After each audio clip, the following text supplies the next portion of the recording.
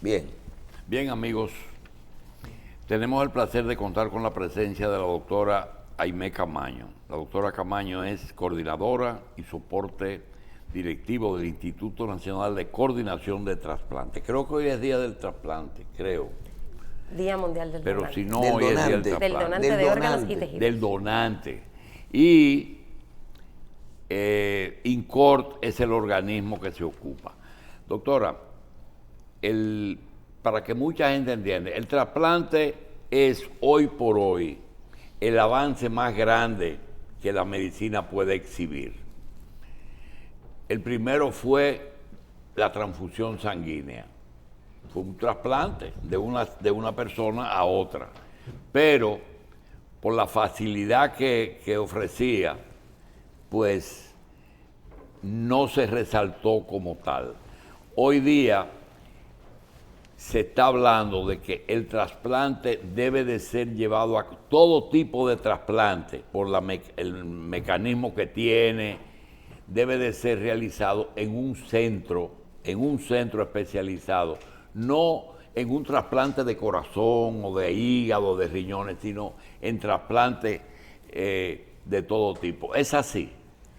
Ciertamente sí es un proceso sumamente complejo. No se puede realizar en cualquier lugar.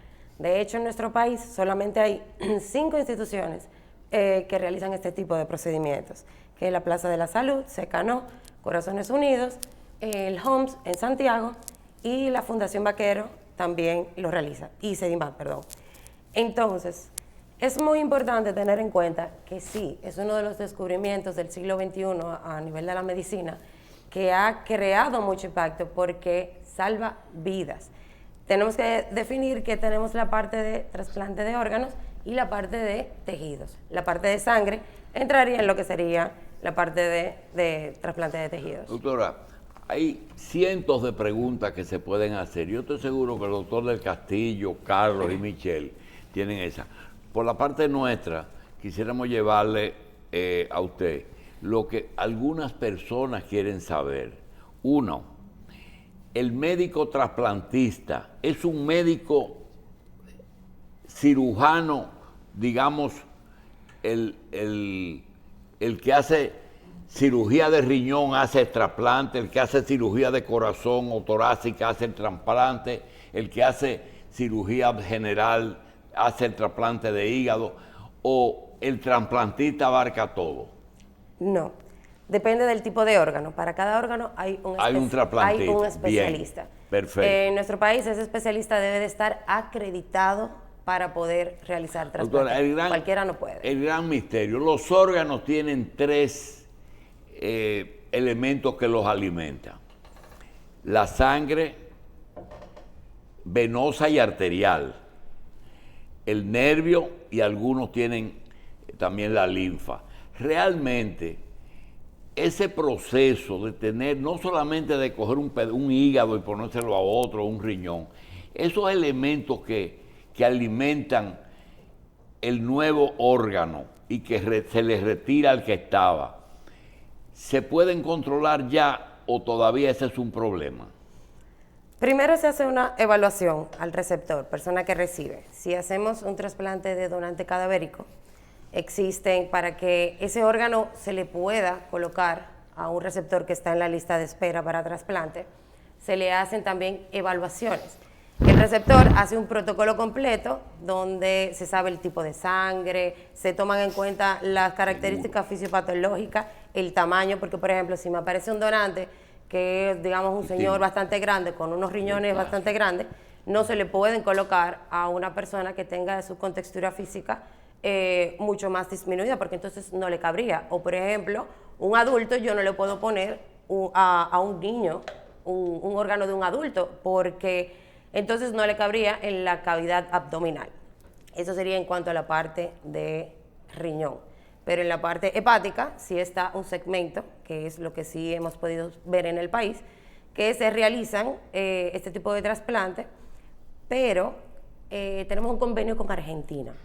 Ahora mismo estamos tratando de implementar el trasplante hepático pediátrico como un programa público para así poder darle solución a esos niños que necesitan de un trasplante. Bien, doctora, básicamente, en nuestro país, ¿qué órganos se pueden trasplantar o qué tipo de trasplantes se hacen? Y háblanos de cobertura. Cobertura para esto, porque creo que de legislación podemos hablar luego, a nivel de capacidad de donante y eso, pero cobertura, o sea, lo que es el costo, si la seguridad social lo contempla, todo esto, y cuáles son los trasplantes que nosotros realizamos en nuestro país. Actualmente se realiza el trasplante renal y el trasplante hepático en la parte de órganos. En la parte de tejido está córneas y está piel. Anteriormente estaban el programa de trasplante hepático, pero por el alto costo no se ha podido seguir este tipo de trasplante. También se han realizado 2 trasplantes de páncreas y en la parte de tejido también la parte de médula ósea. La cobertura. Aquí no se hace pulmón, corazón, nada ni nunca se ha hecho. No. Entonces, corazón sí se ha hecho, ya llevamos 3 trasplantes cardíacos realizados, pero de pulmón todavía no. Lo ideal es fortalecer esos trasplantes. El hígado sí, porque lo realizan ahora mismo. El único lugar que trasplanta hígado es la Plaza de la Salud. O sea, para un adulto que lo necesita. Y ahora con la parte de la firma del convenio con Argentina, la parte de pediátrica, hepática también se le va a poder dar solución. El otro día estábamos viendo, y lo puedo mencionar de forma abierta, que SENASA, el Seguro Nacional de Salud, dentro de su cobertura tenía trasplante de órganos. Por eso le hago la pregunta de a nivel de la seguridad social, porque todo el mundo sabe que trasplantar un órgano, tú tienes el procedimiento del donante, luego ponerlo, luego que funcione, y el tratamiento posterior, que es costosísimo. Háblenos de esto. Primero, el trasplante va incluido en la parte de enfermedades de alto costo. Entonces, en octubre del año pasado, salió la resolución 533-01, que es por primera vez en la historia donde un procedimiento va a tener la cobertura integral. En este caso, primera vez que se va a cubrir el mantenimiento del donante. Antes eso no estaba estipulado. El trasplante renal sale del grupo 9 de alto costo y se crea un grupo completamente nuevo, que es el grupo 13 para trasplante renal. Entonces, esta integralidad le da la cobertura a todo el pretrasplante, tanto para el donante vivo como para el donante cadavérico, la cobertura del trasplante, que como procedimiento en sí, mantenimiento del donante y el seguimiento. La parte de cobertura de SENASA, por el momento que aumentó la cobertura, es para solamente la parte del proceso de trasplante, para los demás trasplantes que aún no tienen la cobertura integral. O sea, un paciente que quiera trasplantarse de hepático, o sea, que es y sea de SENASA, entonces ellos sí van a tener ese tope de cobertura. Las enfermedades de alto costo sí tienen un monto de 1 millón de pesos, pero SENASA lo subió a 2 millones de pesos. Esta nueva resolución, la 533-01, al tener un grupo nuevo, le sube la cobertura por completo, con renovación anual a 3.5 millones de pesos. Entonces, ya esto sí le da la facilidad a todos los pacientes que están a espera de un trasplante de que pueden realizarlo. Y una de las mejores noticias es que la resolución en primera instancia hablaba de 2 sueldos mínimos.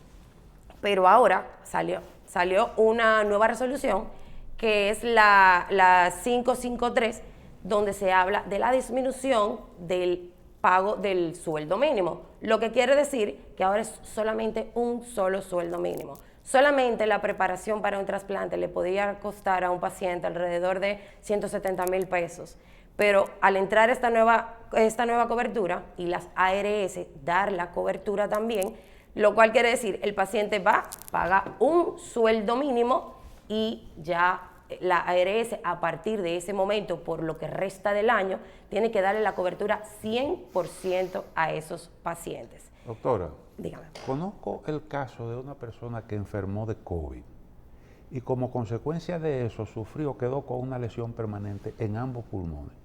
Tiene que utilizar oxígeno de forma permanente. ¿Aquí se hacen trasplantes de pulmones? Por el momento no. No. El trasplante de pulmón es uno de los más complicados. Entonces, imagínense, primero hay que fortalecer los trasplantes que ahora mismo tenemos en el país para entonces luego ir escalando y con los aumentos de la cobertura. porque aparte de la 533, también ya salió la 535-05. Esta nos manda como Instituto Nacional de Coordinación de Trasplante a hacer el levantamiento de los costos y proyecciones para poder darle una cobertura integral y someter esto al Consejo Nacional de la Seguridad Social para que también haga la integralidad en hepático, pancreático y médula. ¿Tiene la República Dominicana un marco legal? Usted tiene una persona que necesita un trasplante de un órgano que se pueda hacer en este país. Luego tiene que tener un donante que le ceda el órgano. O sea, hay trasplantes que se pueden hacer cuando mueren y otros, o que tú te puedes, ¿cómo se llama? Registrar. Veo que hay gente que dice, yo soy mis córneas la pueden tomar.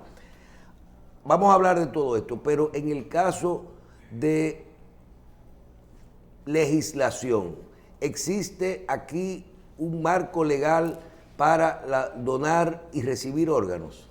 Sí, la ley 329-98, contenida en el libro quinto, está, que es la que regula todo lo que es legado, donación, trasplante y extracción de órganos, tejidos y células en nuestro país. En esta ley estipula cómo es que se hace el proceso de donación, tanto de vivo como de cadavérico, porque cuando hablamos de vivo son ese familiar que desea donar por amor, y si no tiene en vida un donante, entonces se acercan a una persona allegada, un amigo de muchos años que dice, yo deseo donarle. Ese paciente, eso se llama donación de vivo no relacionado, ese paciente tiene que pasar por el Consejo Nacional de Trasplante, que es la otra entidad que nace de la ley 329-98. El INCOR lo que hace es, como órgano ejecutor descentralizado de salud pública, que cumple todas las políticas que crea el Consejo Nacional de Trasplante. Este consejo va presidido por el ministro de Salud. El rechazo de los órganos trasplantados, ¿qué es lo que lo provoca y cómo se maneja eso desde el punto de vista médico? Es que eso depende por qué razón es el rechazo. Dígase si hubo... ¿Es alto el porcentaje de rechazo? Realmente no es alto en nuestro país, pero tenemos la mecánica de la utilización de mayores inmunosupresores o de tratamientos alternos que se le puede dar, y si el paciente rechaza ese órgano, entonces puede volver a entrar a la lista de espera y puede volver a esperar la oportunidad de que una familia decida donar y puede volver a trasplantarse. ¿Cuántas personas, cuántos especialistas o disciplinas médicas deben intervenir en una operación de trasplante? Mira, el renal es el que menos personas conlleva y se lleva alrededor de 80 profesionales de la salud. ¿Para una cirugía? Para una sola cirugía. ¿Cómo? Porque, y no lo veamos como solamente cirugía, recordemos que es un proceso completo que contiene muchos pasos. Está el coordinador de trasplante, está el INCOR, el coordinador regional, está la parte de enfermería, la parte clínica, la parte quirúrgica, la parte de seguimiento, la parte de enfermería de planta, enfermería quirúrgica, porque todos somos La parte psicológica. La parte psicológica también, en la parte de la preparación del paciente siempre se hace una evaluación psicológica, porque una persona que no está estable no puede trasplantarse, porque es una de las contraindicaciones para el trasplante, ya que esa persona no le va a dar seguimiento a su esquema de tratamiento o no le va a dar el cuidado necesario para poder mantener ese riñón en funcionamiento. Y a la familia se le da mucha introducción a la familia, porque es un apoyo muy importante en ese tipo de pacientes. Eso incluye si una persona, por ejemplo, si el órgano a trasplantar se deterioró por algún mal hábito de la persona que requiere del trasplante. Pudiera, de hecho, hemos tenido casos nosotros hemos trasplantado a un paciente y el paciente, a la ligera, tuvimos un caso de un chico que se fue a pelar pollos, acabado de trasplantar. Entonces, ¿qué pasa? Lamentablemente, como él fue descuidado con su forma, porque caramba, son personas con un tratamiento inmunosupresor, o sea, yo estoy haciendo que su cuerpo no me rechace ese órgano, lo cual es susceptible a otro tipo de enfermedad, por eso tiene que tener un cuidado y un manejo muy distinto. Son personas completamente normales, que pueden trabajar, que pueden hacer una vida normal, solamente tener su esquema de tratamiento de la manera correcta, pero en el caso de ese paciente hizo eso, lamentablemente adquirió una enfermedad pulmonar y lamentablemente terminó Doctora, con su vida. especialidad es en esa parte del donante, identificar los donantes, hacer el match con la persona que lo necesita. Usted no interviene dentro de su especialidad, no como in court, sino como de su especialidad es esa. Todo aquí funciona como uno lo ve en la televisión, una neverita, a veces una gente que se muere, arranquen, que estaba en el programa, tenemos el órgano, es así realmente, Sí, tan emocionante el proceso de una cirugía de donación cuando se da. Sí, la verdad es que como le comento, tenemos que mover a mucho personal y los pacientes esos donantes son pacientes que están dentro de una unidad de cuidados intensivos conectados a un respirador que tienen diagnóstico de muerte encefálica, o sea que el cerebro ya no está generando información para controlar el cuerpo. Es importante tenerlo en cuenta porque mucha gente piensa que en la calle a cualquier persona lo pueden agarrar y pueden tomar los órganos. No. Para ser donante de órganos necesariamente es dentro de la unidad de cuidados intensivos conectado a un respirador. Entonces, después de que ya nosotros pero los médicos, esos son de los órganos que la gente tiene dos, que puede donar uno, ¿verdad? Porque, en pero vida, hay en vida, otros que no se puede. En vida solo los pares, podemos, en vida En solo vida los solo órganos los pares. pares. Pero del donante Y cadavérico, de hígado no sacaban un pedazo, ¿cómo es la en cosa? el de vivo. En el de vivo se puede sacar una parte. Ok. Pero en el cadavérico sí se puede sacar todo. De hecho, un cadavérico acá me puede salvar hasta 8 vidas por todos los órganos. Tengo 2 riñones, tengo hígado, tengo pulmón, tengo páncreas, tengo intestino, tengo corazón. Hay un montón de cosas que ese donante puede ayudar a todas esas personas esperando en algún momento esa gran llamada de poder obtener un órgano. Pero lo que le comento, sí es emocionante porque ese coordinador de trasplante tiene que acercarse a la familia en el momento más doloroso, que es la pérdida de un ser querido. Por ende, si la familia, por amor o porque escuchó que en algún momento de su vida esa persona dijo, yo quisiera ser donante si me sucediera algo, cuando la familia dice que sí, es normalmente en horas de la madrugada. Los donantes casi siempre nos aparecen en la madrugada, entonces imagínense, ya a partir de la 1 de la mañana empiezan las llamadas. Coordinación de trasplante, a hablar con el equipo quirúrgico, quien maneja lista de espera. Normalmente la familia, cuando es un caso de un donante en vivos y alguien necesita un riñón, siempre hay algún familiar cercano que da los órganos, ¿verdad? A veces sí y a veces no. Hay enfermedades que son descendencia familiar. Entonces, no tienen donante. Y en ese caso se llamaría la donación de vivo no relacionado, que es cualquier persona que no es con consanguinidad hasta la 4ª línea. Entonces, ahí esa persona sí le puede donar, pero debe de ir por el Consejo Nacional de Trasplante para la aprobación. Pero esa labor del coordinador de trasplante, ahí veo que también hay una preparación previa y una burocracia previa con la institución y con los demás. Pero cuando se presenta la oportunidad, es decir, la persona que hay que irla a convencer a la 1 de la mañana de que esa persona ya no le queda esperanza de vida, pero puede ayudar a salvar a otro. Entonces, se pueden saltar algunos trámites en pro de salvarle la vida a alguien cuando el tiempo es fundamental para obtener un donante. No podemos saltar pasos porque es un proceso y es muy delicado. Interviene mucho la ética y la bioética en esta parte. Entonces, hasta que ese paciente no tiene el diagnóstico de muerte encefálica, que se le comprueba de manera instrumental también, no solamente como el médico dice, sí, yo le hice un análisis clínico, está en muerte encefálica, pero la gente no entiende a veces que muerte encefálica no vuelve. O sea, la gente normalmente confunde, la gente confunde lo que es muerte encefálica como diagnóstico y un coma. Un coma sí pudiera ser reversible, pero la muerte encefálica no es reversible. Por esa parte se le hacen también pruebas instrumentales. Por ejemplo, los electroencefalogramas, se le hacen Doppler transcraneal, donde se ve que el cerebro no tiene flujo. Y cuando la familia entiende eso, cuando realmente entiende que su familiar no va a volver porque ya ha fallecido, entonces es la primera vez que se habla de donación. Porque siempre prima salvar la vida del paciente. ¿Hay una edad máxima para ser donante? ¿Qué tipo de evaluación se hace para determinar si una persona puede o no donar un órgano? No hay un tope de edad. De hecho, por ejemplo, cuando yo estaba en España haciendo la rotación, nosotros vimos que una persona de 90 años donó, y usted dirá, ¿y a quién, qué le sirve a una persona de 90 años, a quién se lo ponen? Hay muchos pacientes, por ejemplo, en nuestro país, alrededor de 4.305 personas se encuentran en terapia de hemodiálisis. Yo puedo tener una persona añosa recibiendo terapia de hemodiálisis, es terapia sustitutiva renal, esa máquina que le hace la función de riñón, que tiene que ir 3 veces a la semana a conectarse a una máquina.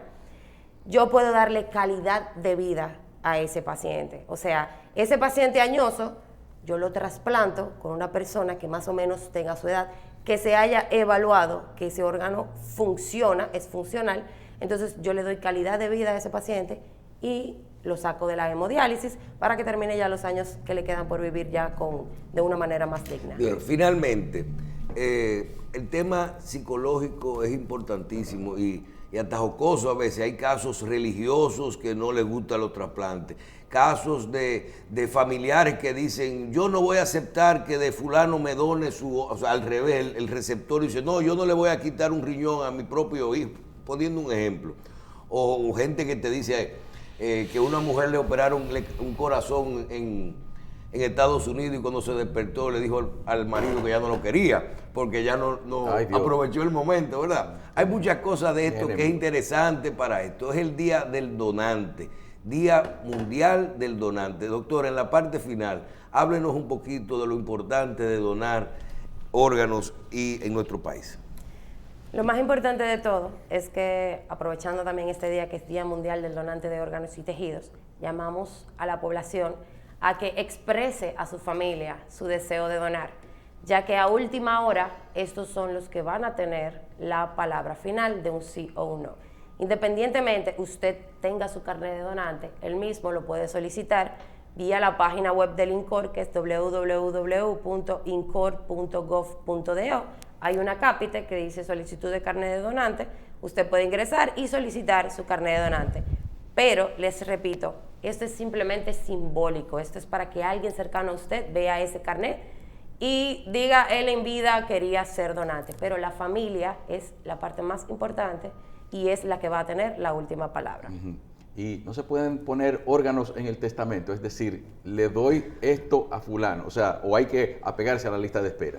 Sí, la lista de espera, porque esa es la única manera que nosotros garantizamos que cualquier persona, independientemente de raza, de económica, de todo, cualquier persona, por su condición, pueda trasplantar. La verdad que es un programa bonito. Doctora, nos queda un solo minutico. Usted mencionó un programa internacional con Argentina, un acuerdo.